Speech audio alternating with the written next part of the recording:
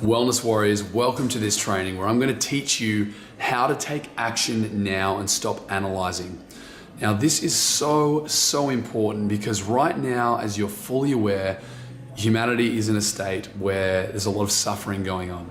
There's a lot of medical problems, there's a lot of physical problems, emotional, spiritual disconnection. We see it everywhere. You don't have to walk far. Sometimes we don't even have to look outside of our own life to know that there is suffering going on.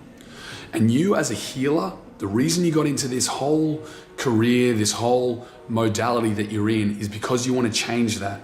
You want to nurture, you want to reconnect people to who they truly are, reconnect them back to each other and back to the world. So it's extremely important that you understand if you stay in a place of analysis, if you're looking to start your business and to start to reach some people, and you stay in this place of analysis and you're caught up in your own head and you can't make decisions and you're paralyzed by fear, you're going to be stuck up here forever. Like, analysis does not lead to action.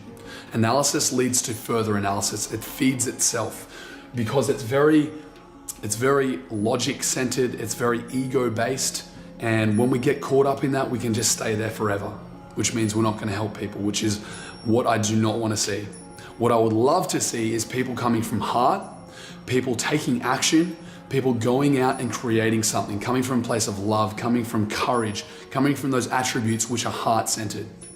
So here's the world, and this is what they need. They need you to live from a place of heart. So again, what does analysis do? If we stay in analysis and we're thinking, all right, I need to process this decision. I need to know if this is going to be, perfect. I need to know if all the T's are crossed and all the I's are dotted before I can do anything. What's happening?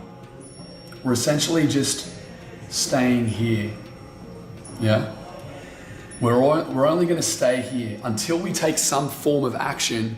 We're just going around and around in a big old analysis loop. Yeah? And analysis can create infinite more things to be analyzed.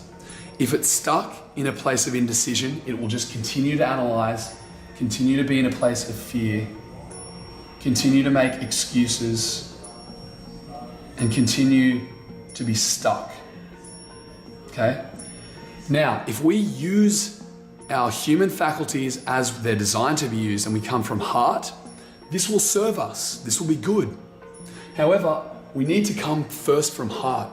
What does heart do? Heart knows what it wants all the time. Intuition knows exactly what it wants. It knows what is light and expansive. It knows which way to go.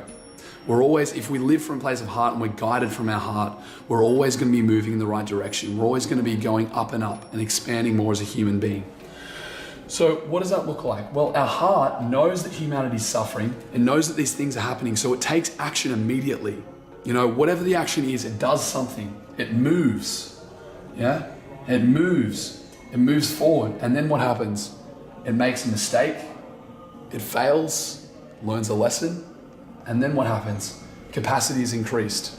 Capacity is increased again to help people, to serve, to change lives. Another mistake happens, capacity is increased. Another mistake happens, capacity is increased. Up and up and up and up we go. So this whole thing is moving upwards. Your capacity to serve humanity is getting bigger and bigger, okay? As you take action. Now this, again, is a lot to do with time, because a lot of people think, if I can just wait for the right time, then I'll be ready. In 6 months' time, when I've finished my study, or when my finances are in a bit better situation, or when my family life is organized a bit better, then I'll be ready to change and help humanity. Then I'll be ready to live from my heart and serve people. Again, and it's an excuse. It's an excuse which is generated by the ego, by the mind, to protect and to hold yourself back because you're living in a state of fear. You're living in a state of contraction, not openness and expansion. What's that going to do for your clients? If you're trying to serve someone, you're trying to open their heart up through the work you do, through energy work, or through yoga, or through meditation work, or through nutrition, or any of these different things where you're trying to energetically expand this person that you're working with, and you're coming from this place of analysis and fear and telling yourself that you'll take action when the time's right, that's going to project straight into your clients. And they're going to be in that same stuck place because they look to you as the leader, as the role model, as the person who can show them the way that they're wanting to live. That's why they came to you in the first place.